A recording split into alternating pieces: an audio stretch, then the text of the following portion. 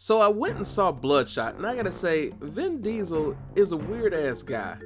Hail, hail, what's the matter with your head? Yeah. That's a good track. And a great rendition. Thank you very much, Vin. I love Tygon. Yeah. But that's not to say who isn't weird. The only reason celebrities get away with being weird is because they're rich, and once you're rich, your normal dollars undergo a transformation. They digivolve into what's known as fuck you money. But this is the film. Vin $4 for a gallon diesel goes from cartoon character to comic book character. Now Valiant Comics wants to do their own cinematic universe. Yes, I know. Vin plays a guy called Ray Garrison, but you might as well call him Neo or Goku or the T-1000, equipped with his trademark wife beater. One thing about Vin Diesel is he cannot do a movie without a wife beater and 37 wife beater tank tops on retainer. I actually almost wonder if he loses his wife beater, will he lose half of his superpowers?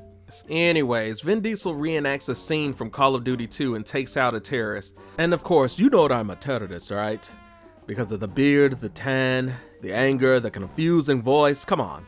And when all is said and done and freedom has been defended successfully, he wants to go home to get some nookie with his cookie. With the girl in his bed, with Vin Diesel, well, you know how he handles these situations. So beautiful, man. Am I right or wrong? Look at her. How am I supposed to do this interview? Look at this woman. Tell me your story. She's so beautiful. Conyo, man. Talk to me, baby. Tell me your story. Tell me your. Let's get out of here. Let's go. Let's go have lunch. What? I'm anything like it because I love it. Guys, really? Look how beautiful she is. You guys think it's a joke. How am I supposed to sit over here when I'm looking at such beauty? Come on, guys. She's so beautiful. I'm in love. I'm in love. Then eventually some more terror things happen. Eventually another alleged bad guy makes his entrance, and he's kind of a dick, so you know he's going to get it in the end. Now I will say this is where the movie makes a hard left turn. I'll have to give it to this movie though. It hits you with all the cliches in the very beginning, then it just pops you in the face with a curveball. I won't lie, I got. Sitting there with my metaphorical bottle of wine in a bathrobe, being in a snooty prick like, haha, you laugh at me, Matt, but it is I who laughs at you. And yeah, they threw a curveball at me, so +1 movie, +1. You know the best way to disarm a critic is to beat them to the punch. So in reality, I won't spoil it, but like I said, I got. Vin Diesel does what he does best though throughout the movie, which is pretending to be human. I'm buff, but I'm also soft. I'm made for a man, but suitable for a woman. Vin Diesel loves to get so mad in his movies, and it's really funny. He just stares. You ever notice that?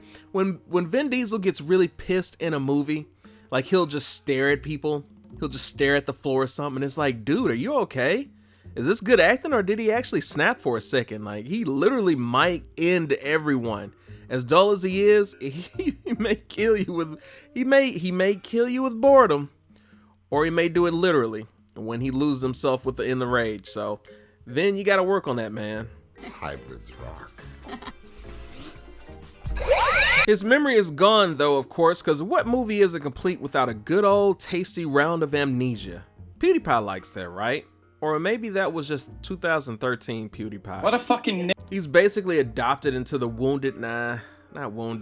Improved Warriors Club is what I'll say. It's like a mixture. This movie has a mixture of Dragon Balls, X, Super Soldier Syndrome, Serum. But I'll say Vin Diesel is basically Cyborg, which is basically Captain America, and is also basically Goku, and is also basically the T-1000.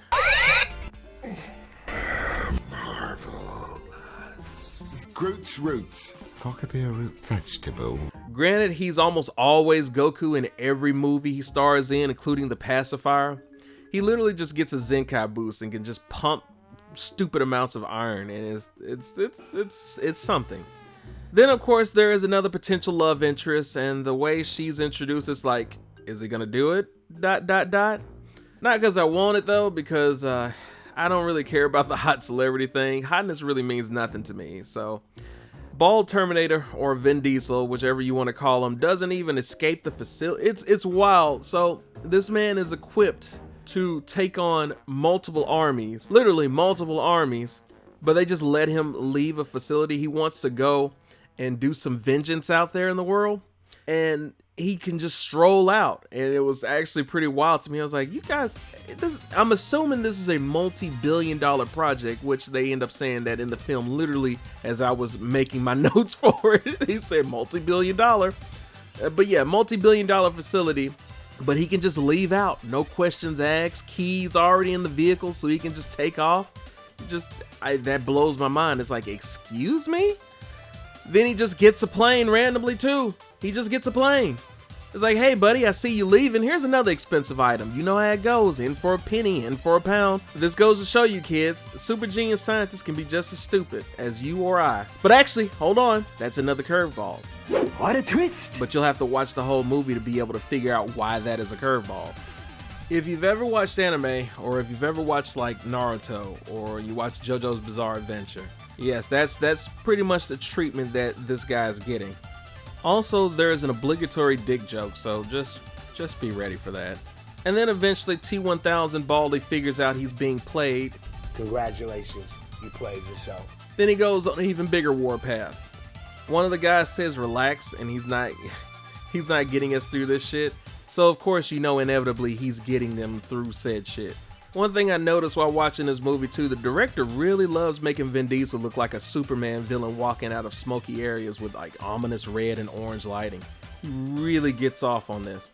To be honest, no one really has a solid personality in this movie. Only the tech guys have one. Yeah, they're tech guys, by the way. And their personalities are really just lukewarm at best, but it's alright. It's not like it's a deal breaker or cringy or anything, but they're the only ones that do it. One thing that really annoys me though is they just bring in a guy to be funny, and I'm okay with people being funny, but it actually has to be funny, and they don't seem to do that. And not only that, it's one of those movies where the guy will come in, it's like somebody brought them in to riff. It's like, oh, you're a funny guy, let's put you in this movie, and then, you know, just improvise, just be funny. And the guy does it, and it's like, dude, what are you doing, man? What are you doing? This isn't funny. But yes, this movie definitely throws some curveballs. Not even just one. It'll throw a couple of more at you, just to be completely honest. Once you get the hang of things, it's pretty easy to see how everything is going to go. The Doctor and the semi-love interest have interesting characters in the very beginning, and I was still feeling like, oh, there was a curveball that was coming along with it. But in reality, it just came and went. They had these interesting personalities, the guy that's the head of everything and the female. It's like there was going to be something there, and then they just threw it out of the window. It's like the movie came down with Michael Bay syndrome, and if you don't know what that is, it's a symptom that ends up killing like actual character development and a good story. And the symptoms along with that, it includes hot chicks and bad dialogue and dog shit story. Like that's Michael Bay syndrome. So you're welcome. How viewers experience your movies? Excuse me, I'm sorry. Okay. Ladies and gentlemen, let's thank Michael Bay for joining us. And of course, some of the situations really aren't that believable. Things will happen where you will think, where are the police? Is it not in the budget? Nobody wants to help because they have to wear body cams or something. I don't know. I have no idea. I couldn't figure it out. I was like, dude, where's the police in all of this, man? One of these has to be real. Something has to be happening, and yeah, dude, what's going on here, man? Where are the authorities? Like, where's the army? You can't tell me you have this giant facility and all this crap is going down, and there's absolutely no police in any way, shape, or form. No police, no army, no reserve, like nothing. Like somebody should have picked this up. And if you have this kind of technology, you think the government isn't going to have this kind of technology too? Like, excuse me? Like, that's what gets me about making a world believable. I can understand it being exaggerated and weird and not like actual reality. Or is this actual reality? But it needs to still make sense within its world. I'm going to assume if you got this kind of technology, the army or the government in general has at least a semblance of this technology. They can pick, dude! A skyscraper starts to like lose pieces of it in this movie, and nobody pays. There's not one cop in sight. And eventually T-1000 gets a magical black friend, and yeah, that's the guy that doesn't really make too much sense. The sound department, I gotta give it to him. It's like they got real erections. It's like, this is what we play for. And they put everything that they could into the sound design. They couldn't make it R-rated, so they just really signified like bones crunching and all of that. Like, this movie was the playhouse for the sound team. And the movie, it follows physics better than Fast and the Furious. Now, I know what you're thinking. That means nothing, because Fast and the Furious does not follow physics at all, but it's something. And the only thing I can really say for it's something. Not scientifically possible! What's really sad is I actually forgive it a bit more because it's a comic adaptation. And as movies, they tend to be just not that good. But since I let Marvel and DC get away with it a little bit, I gotta do the same for Bloodshot. Good action, ass writing. I liked it better when it was The Matrix. I liked it better when it was Die Hard. I liked it better when it was Terminator, except for the new ones. I liked it better when it was Transformers, except for the new ones. I liked it better when it was Fast and Furious, you guessed it, except for the new ones. Upgrade did it the best though. I give Bloodshot 6 families. Family. Let's kill my family. Out of 10. Thank you for sitting through my little baby review over here. I much appreciate it as always. Like, comment, subscribe if you will. Patreon, if you want to support the channel, it's greatly appreciated. If you want to support the channel and get yourself something nice, then Thirdiverse.com, some sexy apparel there. Feel free to check it out. I hope you all have a fantastic day, and just remember, wash them hands, stay safe, and have a damn... And do an interview with her, because you're just like, dot, dot, dot, dot, dot, dot, dot, dot, dot. Right or wrong?